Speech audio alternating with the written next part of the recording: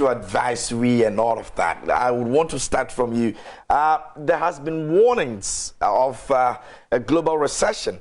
Now, it means that every single person out there has to be extremely worried, especially when this is coming from the IMF. Now, what's your general overview of what we've gone through in 2022 and what we're about to face in 2023? Right. So, good morning. You know, when the IMF speaks, many people don't really see the relevance of the analysis they are doing on their personal finances. And so usually I take the pain to make it a bit more relevant to what you are doing as far as your finances are concerned. Now, this is the picture in 2022, actually from 2019 all the way down to 2022, the economies of the world have not been spared from economic crisis. And it is only economies that had the right fundamentals that have survived all throughout up to this time. Coming into 2023, we have not gotten onto the path of recovery yet. And so things are probably going to even get worse before we see some recoveries.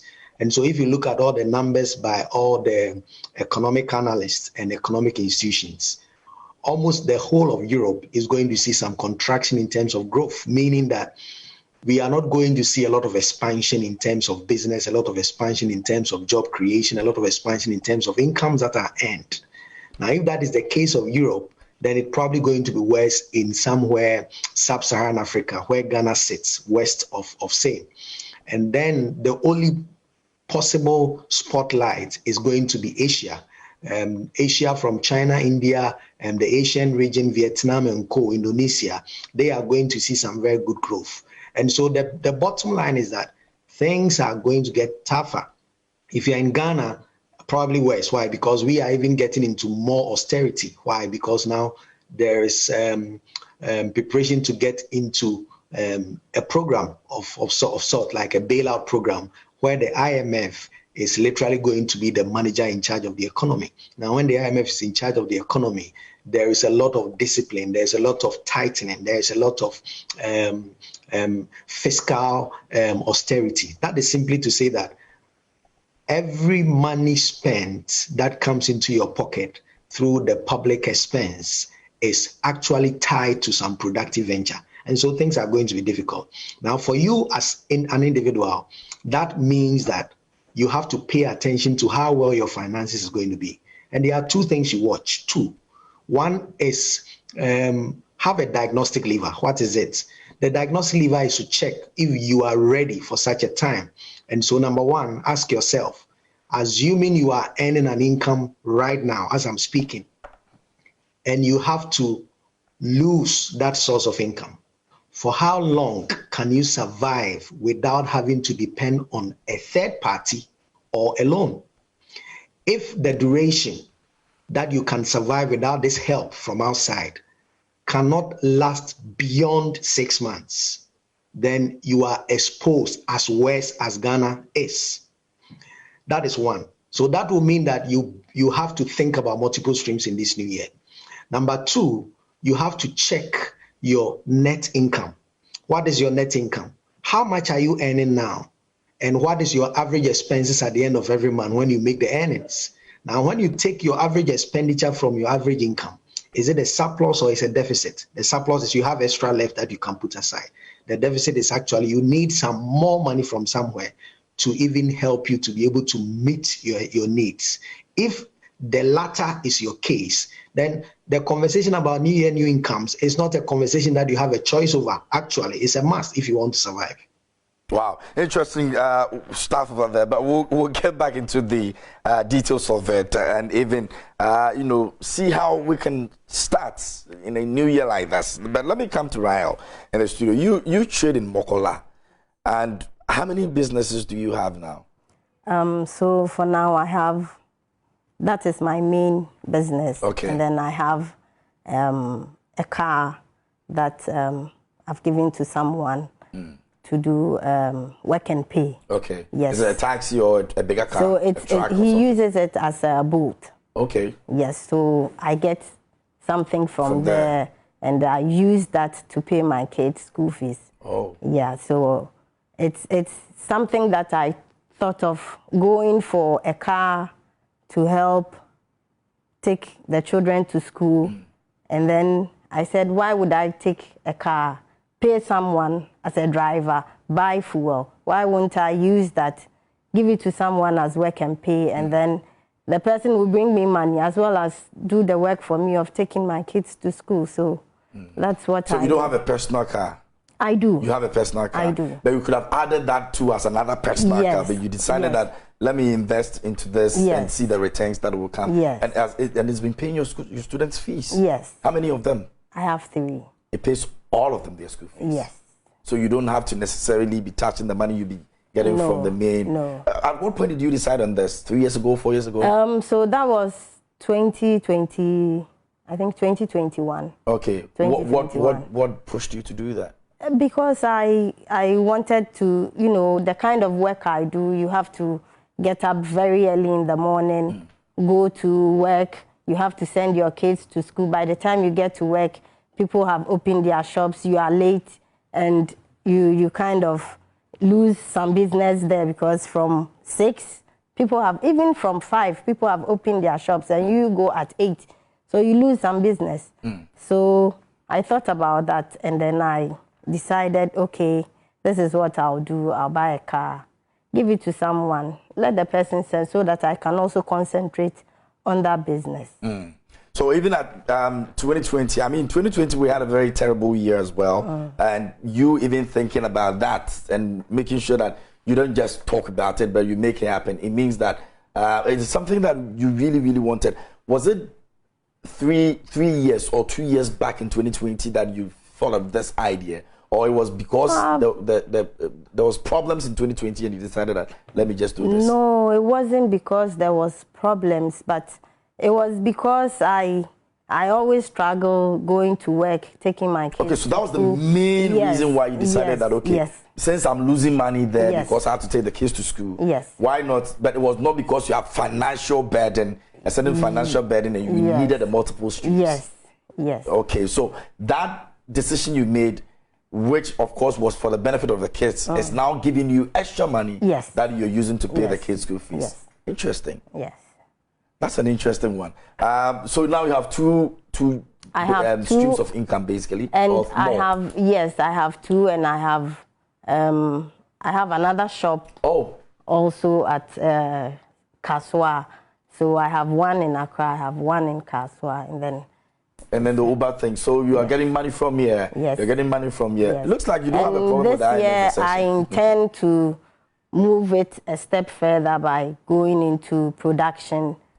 Yes, so I intend to do that, start producing something, and then just basically produce shampoo for washing hair. Okay. Yes. So that's also on the like it's in the pipeline. It's something that you're hoping to do this year. Yes. So it looks like every year you come up with something and it works for you. Yes, as a human being, every time you need to be on the move because nobody, just as he was saying, the world will not wait for you. Exactly. So you have to move, and you really have to take your own destiny into your hands.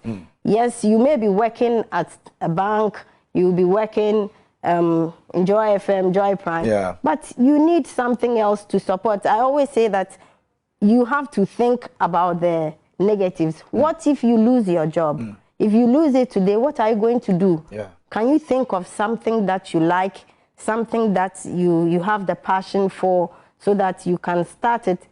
I tell people, listen, look around you. There might be a school around you. Why don't you, if you can fry buffruit in the morning, fry it, they will buy. And you will be getting something from that. So starting a business is not something that you need huge capital. So as he said, if you lose your work, the money you get, ask yourself, it will not last. If it cannot last for 6 months, then you need to think and start to do something now. So you think about the opportunities around you, look around you, see what you can do in your community that can fetch you some money that you might not want to even use or touch. Just do it, get that money, keep it for later. Maybe something will come up that you need that money for. So I think that if you are there, you always have to be on the move. You always have to think, yes, there's going to be economic crisis, there's going to be difficulties, but this is the time for you to start something, and that will take you out of the difficulties. See, interesting stuff. So you started with one at Mokola, and then now you have a car, now you have one in Kaswa. You're thinking about the next. Yes. Richmond, what could basically trigger someone who is, like we always say, selling, doing normal business in Mokola, to say that, okay, in the next 3 years or so, these are businesses that I want to be adding to whatever it is that I have already. What could be, I mean, from hindsight, let's even say she's normal businesswoman selling in Mokola. What could trigger some of these things? I think it's just a matter of growing her income. So if you check for such a person, if you check the income streams that is coming from the sources she has already created, it probably means that it is almost tight in terms of meeting all her needs as she wants them. And so she wants to expand them as much as possible so she can have enough space to breathe and have some more extra, not just for herself, but for her children's children, and to probably do bigger things. And if you want to do that, then you are moving from a certain level of financial limitation into abundance and wealth. And that is how you create wealth.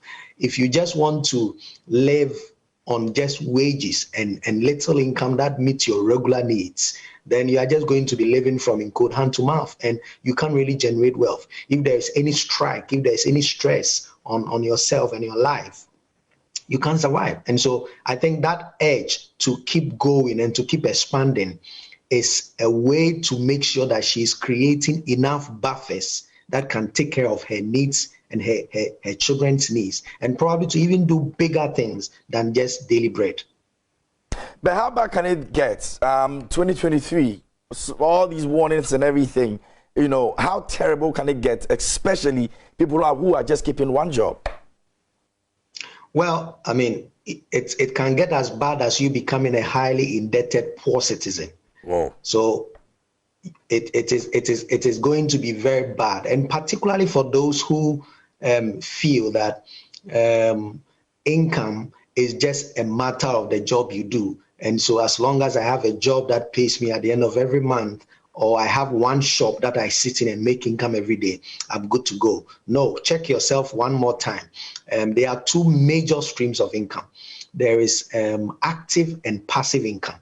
Now, for anybody listening to me, the least you must have, either active or passive, if you really want to be financially well, financially independent, that your life doesn't depend on the wage you receive every month, then you must create a minimum of 4.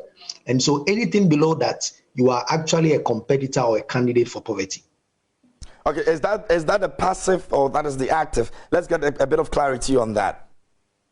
It can be any. Just that the active will mean you need to be present, you need to spend time, you need to be there from a certain time to another time. You show up before you are paid. If you don't show up, you are not paid, either in your shop or in the office. The passive is you put in a system, either the money working for you or somebody else you have employed who is working for you. So you don't need to show up, but the money and the investments you put in is working for you. So it can either be active where you are showing up, so you are doing your regular job and you are earning something. That is just one. Now create another that doesn't require you to use the time of the employer to do anything, but at least you have invested somewhere and you have the system that checks on it. So like Madam, she already has her job that she's running as a business, and then she puts in another that another person is driving, but she puts in a system to track the incomes, and then she puts in another. So even if you are working in a formal sector or informal sector, you are either being actively involved to earn an income, or you are passively doing something else that doesn't require your presence and your time, but it is bringing you some income. And whichever way, I'm saying create a minimum of 4 sources of income. Now, let's talk about the situation right now. I mean, is this point a good point for anybody to say that I want to venture into another business? We've already entered the 2023 where things will be much tougher than we have had in the past. Strategically, how does one begin to actually scout for new or alternative jobs that would bring them other income? Right. So be practical and be realistic with yourself. You see, you know yourself. There are people who can be working for a monthly wage and they can still be able to stretch themselves after 5 to take on another job. I know many people that they before they begin 8 o'clock, their regular work, they would have stepped out to do some work from about 3 o'clock to 5. They come home, change, go to their regular job. When it's 5 o'clock, they pick their car, do their own Uber around, and they sleep at 9. So in this case, he's doing 2 active jobs. So that side hustle doesn't affect his main income. It doesn't affect his main job, but then it builds another active end income. Then the monies that now come from this income that is actively getting his time and his person, he now puts it into another, where, as an example, maybe you put together a shop, you put together something that is running for you. You even import some things and you get somebody to take them around to sell for you, depending on the need you have. So that one is passive. It doesn't require you. It can be a business, it can be a particular investment, it can even be a property.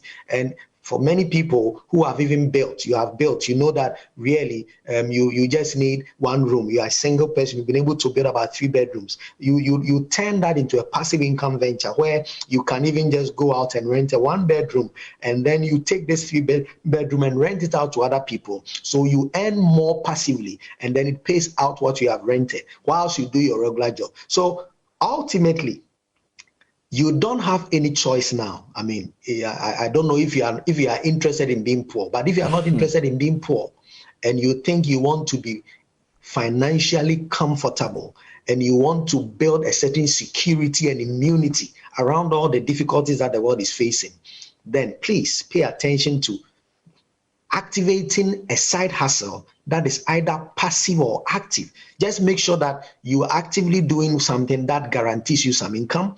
And then most importantly, do another that may not interrupt your main job, but at least bring you an additional income so that you'll be good to go. Okay. Now, let me come back to you and find out.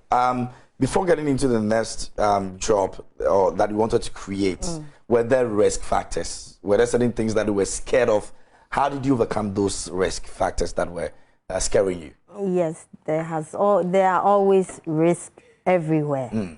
So let's say in the car business, people will give you advice. These drivers, you give your car to them, they will take it. They will not give you your money. But I said to myself, okay, what do I want? I want my kids to be sent to school. I want them to be brought home when I'm not there, so I can't do that. Okay, so this is what I did. I weighed the risk. I knew, okay, it was going to be in my benefit at the end of the day because you take the car, so it's a work and pay. So for 3 years, if you don't pay quickly, it's your loss. You have to take my kids to school every day until you finish paying for the car. So there are risks, yes, and he's doing it. He's paying, he sends the money. And let's say even being in Makola, we deal these exchange rates, fluctuations here and there. There are always risks. You can lose your business within the shortest possible time that you can think about. Because today the dollar is this, tomorrow is that. Something else, and you are losing.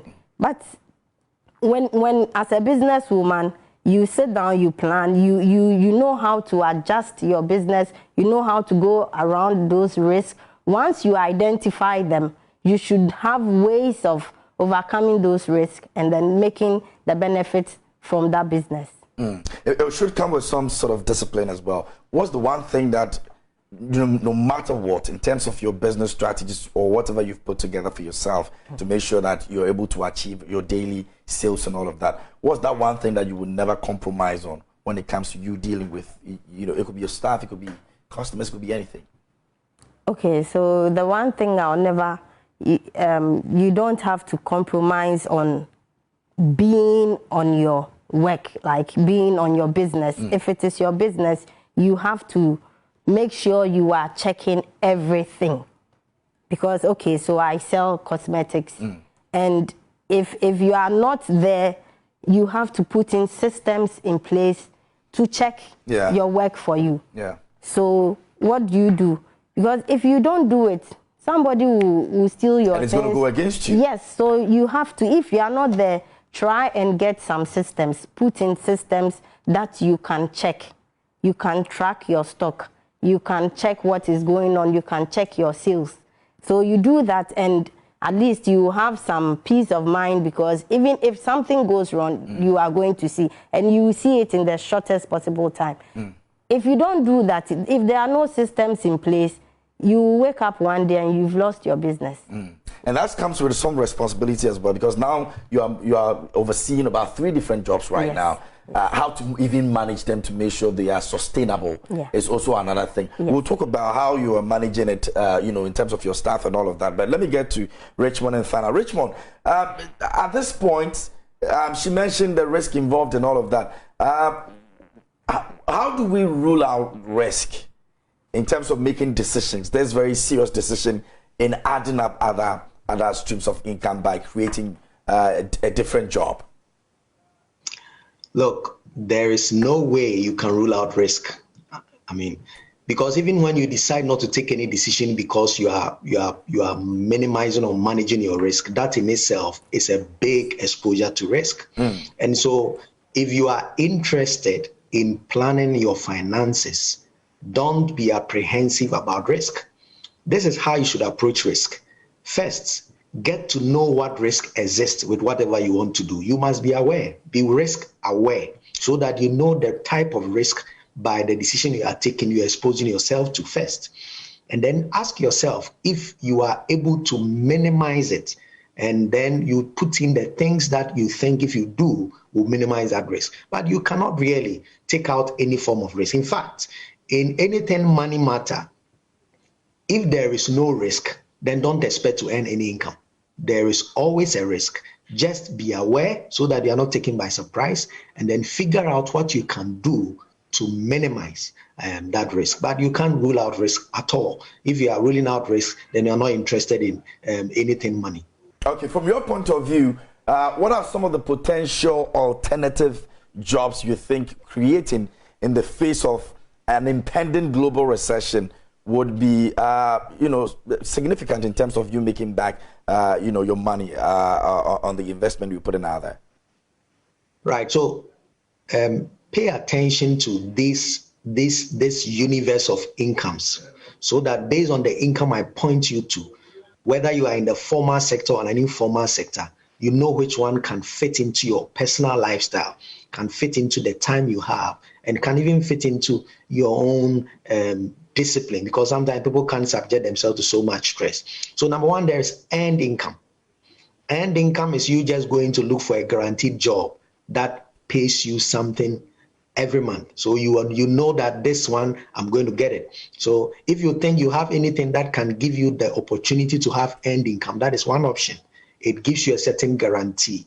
There is also profit income. So profit income is anything that you think there is need for wherever you are, in the house, in the home, in the community, among your social media platforms, among your friends, in your church, in your wherever you find yourself. If there is a particular need and you think you can supply that need and make a difference between the cost of bringing that need to another person and the price of sale, then you are making some profit income. That is another thing you can consider, whether you're in the formal or informal sector.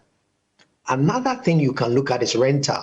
And here, rental can be a car you have, it can be a house you have, it can be an asset, maybe some plastic chairs you have, it can be anything that people would need. And so you have bought it purposely for that, and so you give it out on hire, and then they take, and then they pay you something. So you make rental income. There can also be portfolio income. Here, you just have to be careful, because in portfolio income, you are now getting your money ready to work for you. And here it can be professional or it can be entrepreneurial. Professional means you find, say, a stock in a company listed on the exchange, and then based on advice, you buy that stock, so that that portfolio income can give you either a capital gain or can even give you a dividend gain that you make. So that one, you need some specialty, you need some guidance, you need some advice. So that portfolio can be a mix of investment instruments that you put your money to that will bring you some returns. If you don't want that, you can now put it into an enterprise. So that is another investment. So you look for an enterprise that is supplying basic need, water, food, drinks, anything like that, that has a very high frequency of consumption, that has need in whichever community, either virtual or physical, and then you can supply and make some money on sale. And so any of these can bring, and maybe the last one could be franchise or even royalty incomes, where you create ideas, you produce some things one time, and then they keep generating some returns for you based on your skill set, based on your gifting, based on your talent and things like that. So you monetize that side hustle, so it brings you income. So when you look at this universe, based on your time, based on your skill sets, based on what you do and your personal lifestyle, you choose which ones can work for you, either as active or passive. Okay. Now, Rahel, you've become a practical example of what we are talking about and the fact that it's even possible. Now, there's one thing beginning and another thing making sure you're able to sustain it to ensure that it even grows. Yes. And that's the only way you can even add up to it, because if they're not growing, there's no need for you to be adding on to it. Now, it's a competitive world, and especially from where you're coming from in Mokola, there's so many others who may be selling the things you're selling. Yeah. What are some of the things that you do differently to make sure that you're able to beat competition? Because if you invest too much and the competition is so bad that you can't even make the money back, that's another problem. Yes. How do you go about that? So in Mokola, you know, when you go to Mokola, you go to a shop, you want to buy. Sometimes you get an invoice, sometimes you don't get it, because we are in the informal sector. Yeah. Please, the GRA people shouldn't come after me. Looking for us, eh? Because so you go to Mokola, and then at a point, I worked with one man, Mr. Akoto. Yes, he's my father. I worked with him at Mokola right after secondary school. And it got to a point in his business, that was around 19, let's say within the 2000s, thereabouts. Okay. So he started, he got a software to help track his stock, like for his warehouse. Oh. Yes, way back in 2000s. And when I left his place and I started my own, I thought about it and I said, what can I do differently? So I asked around, I got a software. I didn't use it for my warehouse. Yeah. I used it in my shop. Okay. Yes. So when people come, they come and they get an invoice. They are able to check what they bought. And that was something that was different. It was different from wherever you go in the market. You won't find that. So it became like people started, more like a template for other people to also use as well. Yes. So you do that, and in the market, the only way to be very competitive is pricing. So make sure you are always in the group of the best prices. No, you shouldn't sell to lose, but your prices should be like, it should be there. When they are talking about cost price and value price based on the product you're selling. Very competitive when it comes to pricing. So that is what I do. I make sure my prices are okay. And then you have to be also, your customer service has to be on point. You can't treat your customers anyhow and expect them to go and come back. No, they won't, because there are a lot of businesses, there are a lot of shops that are selling what you are selling. So basically, there are things that you can do differently, or there are things that you can do to be very competitive when it comes to the work that you are doing. So that is, I employed a lot of technology in my business, even in Mokola. So, wow. Yeah. Wow. So, I mean, technically and strategically, you're making it very simple for us to understand that starting more than 2 jobs is not even as big deal as we see it. It isn't. You make it look so simple. It isn't. So, if you want to have a side business, let's say you want to open a shop, what you have to do, find a place which is suitable for the work. Some people will open cosmetic shops in like an obscure place where there's no traffic. Yeah. I mean, human traffic. Yeah. You won't sell anything. Yeah. Find a place where there's human traffic, where you can sell. And then if you are not there, as he said, so it is your passive income. You are not there personally, but you employ someone. What can you do? Even without computer, without laptop, you can do something to protect that investment that you are doing. So what do? You can find a book. Just write your stocks. Give another book to the lady or your worker. Whatever you sell, write it down. When you close or in a week, 3 days, you can go there, check what she sold. You can cross-check from the book. You can also use that book to check your stock and find out, okay, I had 3 of this. She sold 1. There has to be 2 left. Yeah. So there are ways of checking, tracking what you do. If it is in service, you can, okay, if someone comes, write down what the person did. Keep something. You have to always have a way of checking what you are doing. So even if you are not there, you don't lose any business. You don't lose your investment. Great stuff. On the average, how much would it cost to rent a shop in Mokola? Don't go there. That's a big deal. Don't go there. But is it very expensive? So that maybe someone trying to start another business will not be thinking that, oh, going to Mokola to get a shop is very easy. So let me just now go. It is. But before it never used to be. Yes, it was, but it wasn't at this why is point. it becoming more expensive now? Is it because it's the go-to place? Everybody wants to be I think so. Mokola? And then the owners of the buildings or like the houses there are realizing that people are coming to Mokola, and within they open a shop 2, 3 years or 5 years. They're making money's back and all that. So we also have to cash in, and then so it is. Are we looking like say 1,000 cedis a month for a decent shop? Let me put it that way. For a decent, it's more than that. It's more than that. Yeah, it is more than that. So we're looking around 1,000, 1,500, or even 2,000. 2,000, yes.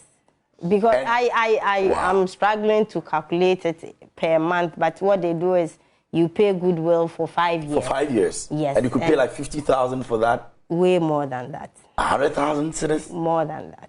As of now. Wow. As of now, some are charging more, some are and that's some looking are at like 5 years? Yes. Some are charging more, some are charging a little bit less, like in between. It also comes with the location, or maybe the kind of shop you get, the size? Yes, but anywhere in Mokola is Mokola, so. You still have to pay more. Oh, I see. Richmond, I'm trying to understand how easy it will be for someone who is just about hearing about recession, or how it even feels to be in recession, and how much the person will be raising to acquire a shop in Mokola just to make another business, just so the person does not get, to struggle with the impending recession we're looking at. I don't know what your financial your financial statistics will show me on this one, but 100,000 for 5 years, or even 150,000 cedis for 5 years.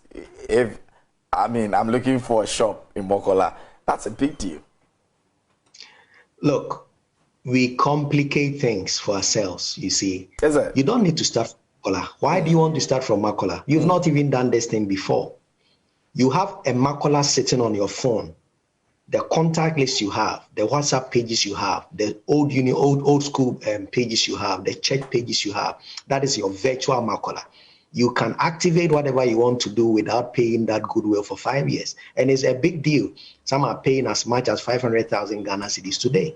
And you don't need to raise that. You don't even earn that. You've not even planned that you want to do this for this long. You've not saved for that. So don't go and lock yourself up into something you cannot continue. And don't go and borrow also to do that, because it's not a guarantee that the fact that you paid a big amount to get a shop in Makola, you're going to make profit the next day. No, you could actually run into losses. So start with what you can manage. Start with what, if in case things don't work, you can still come back and you not owe anybody. And I'm saying go virtual, go digital. And first, in all the universe of incomes I shared, there are some that will not require you to pay a goodwill to start. Look at the ones that suit your lifestyle, that suit your current income, and begin from there. If you don't, and you just want to, you heard somebody saying it's good to do business in Makula, you'll be amazed. There are many people who are closing shop as I speak. Why? Because they can't pay, and the funds are not even giving them the profits they envisage. Don't complicate this matter. There is a simple way to go about it. Start from where you can and start small so that you grow with it. Okay, let's get into some of the messages that our viewers have sent to us. If you just join us here on the show, here on Prime Insights, we're looking at making multiple streams of income. In the studio with me is Rahel. She's the CEO of Richwell Cosmetics, and she's got 3 other jobs. She's got 3 jobs, by the way. She started with 1, and she's been able to add 2 to it, and she's doing very well. On the other side, I have Richmond Kwame Frimpong. He's a financial advisory consultant and author as well. He's helping us understand the financial backgrounds to some of these things and some of the decisions that we want to make practically. Rahel is here in the studio helping us to also believe that it's possible to add some more jobs to the already existing one. Now, let's look at some of the messages you've sent to us. This one says, good morning, sir. Alphonsus from Nandom. It says, my question is, as a student in the university planning and preparing for the life ahead, as one is about graduating, where could one get at least these set sources of income for me? So maybe I'll be getting to you, Richmond. You could put this one down for me. He says that he's a student in university and is planning and preparing for the life ahead and wants to know where he can get at least these set sources of income that would help him start his life. Now, let me see if we have another one over here. This one says that Rahel has always been a go-getter and a fighter. I wouldn't be surprised if she becomes a billionaire. Elvis in UCC sent that to you. So that's some feather in your cap. I think it's a good one, and a good one to you. Now, this one says, good morning to you and your guest. I am enjoying your discussion this morning because I never had such opportunity to educate myself before giving away 6,000 Ghana cedis to a network marketing company through its representatives. That incident cost me a lot, and to date I haven't relented in my effort to make amends. He goes on and says it is sad to venture into a business that you cannot reclaim your capital, and that was what happened to me 4 years ago. Good morning once again. Oh, you didn't add your name to it. Next time, please do that. Okay, so Richmond. Yes, sir. Yeah. So the student who is graduating and wants to know how he can get some of these sources of the set incomes that we're mentioning, just for a start. I mean, for a student, there are so many things you can do. First, caution. Don't venture into any income generating venture you do not understand. Please. It doesn't matter whether it's selling, buying, whether it's rental. Please understand that business before you put your money in. Or if it's just an investment, before you put money into that investment, understand how it works before you put your money in. Now, for a student, you really don't work. You go to school. So first, check which other sources of income that are constant to you practically now. Do you get money from daddy? Do you get money from siblings? Do you get money from where do you really get money? That guaranteed income, divide it into 2 things. Look at your expenses that are statutory and look at your expenses that are discretionary. That is to say that whatever money that comes to you today that is guaranteed, that anybody gives you, how much of it do you spend on things that you have no choice but to spend on, like food, like water, like transport and things? Take that part out. The outstanding one is discretionary. You don't have to spend on anything. It's luxury. You decide to maybe spend on a number of other things that if you do not spend on, nothing will happen to you. That income, begin to put it together, minimum for 3 months, and start putting that money into investing into an enterprise, selling something that people would buy on campus, putting it into any of the universe I described. That works better for you so that it can now begin to generate some additional income. So start from where you are. Do you earn any income at all, whether it is guaranteed or not guaranteed? Can you now pay attention to the expenses on that income? and take out the ones that are constant expenses I call statutory. And the ones that are discretionary, begin to work with those ones and look at the universe I described, the 7 sources of incomes, and the ones that work with you as a student, your time. So you also don't become a businessman and abandon your lecture halls in the name of you are driving multiple streams of income. That will be a risk you will not enjoy. So pay attention to what you earn and then use the discretionary income to start something that will not interrupt your schooling. Okay, we'll be wrapping up with you shortly, and we'll speak about some of the books you've written before we wrap it all up. But this one says, good morning, I'm Desmond from Kumasi. Great program. There's an assertion that you can start a business with no capital. How is that possible if the assertion is true? You can start a business with no capital. You know, sometimes people come in and say, oh, I started this from my backyard. It was 2 Ghana cedis. It's 5 Ghana cedis. And some even, and sometimes disagree with what some of these motivational speakers say. Richmond, how possible is that? Again, let's not complicate matters. It is not any business you can start with 0 capital. Don't fool yourself. However, start from where you are. Let me give an example. If you want to start the business of cleaning, for example, and you approach, say, a bank, and you tell them that you want to just clean there for free every day when they close work, I don't think you need capital to go there to do anything. They will provide you with the mop and the water and the things, and then you just go and clean. Over time, if you guarantee your work and you do well, you can earn something. The next thing also is that sometimes you want to even sell some item, but you don't have money to buy that item. So what you can do is you can be a mediator between the one who buys and the one who sells. There are many real estate houses that properties that are sitting elsewhere. Go look for them. Go and look for buyers. Come back and tell the one who owns it that I have someone in between the one who has the property and the one who brought, who came to buy, that you led to buy. There is something sitting in between called commission. You don't need a capital, a big amount to do this. And so look for the ones that suit you if you don't have capital, and start from there, so that when it becomes necessary to now get capital to go into a big time enterprise, you do as well. Okay, now let's take a look at some of the books you've written now. Good Money Habits in Bad Economic Times, one of the books that you've written. Let's talk about briefly about some of the ones that you have, what it seeks to actually educate the youth on, and where we can get them as well. So, I mean, it's very simple. We are in very difficult times. And this book, from my 16 years experience in the financial service and in business, I've put together practically really what to do to survive difficult times like this. And it comes all the way from you assessing your personal finances and knowing what to do and things like that.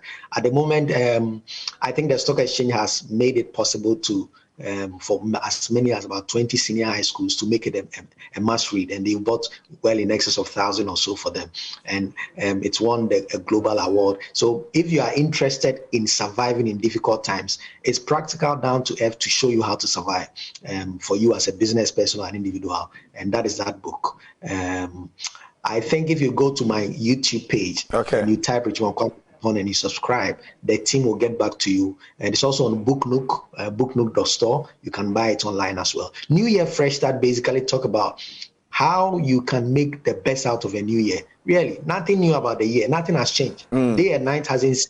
Your employer hasn't changed. What changes in the new year is you. And I tell you and walk you through what you must change in this new year. As we are talking about new year, new incomes. New incomes won't just happen. You must work them. If you wish them, they won't happen to you. So any of these, you can reach out to YouTube, look for Richmond Kwame Frimpong, and the team will reach out to you to help you. I'm grateful this morning that you're able to join us here on the show. It's been very impactful, and I say a big thank you to that. And so hopefully we'll get to walk through this path that we've begun this year, 2023. I wish you the very best of the year, by the way. Thank you. All right, so that's Richmond Kwame Frimpong. He's a fan.